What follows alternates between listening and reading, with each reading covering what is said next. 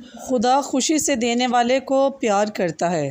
ہمارے لیے آج کی پہلی تلاوت مقدس پولس رسول کا دوسرا خط کرنتھیوں کے نام، اس کا 9 باب 6 آیت سے لے کر 11 آیت تک۔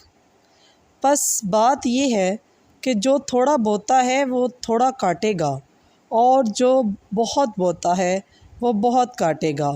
ہر ایک جس طرح اس نے اپنے دل میں ٹھہرایا ہے اسی طرح دے، نہ غمگینی سے نہ ناچاری سے، کیونکہ خدا خوشی سے دینے والے کو پیار کرتا ہے۔ اور خدا تم پر ہر طرح کا فضل بڑھا سکتا ہے تاکہ تم سب چیزوں کو ہمیشہ پوری کیفیت سے رکھ کر ہر قسم کی نیکوکاری میں بڑھتے جاؤ۔ چنانچہ لکھا ہے کہ اس نے بخیرا اور مسکینوں کو دیا ہے، اس کی صداقت ابد تک قائم ہے۔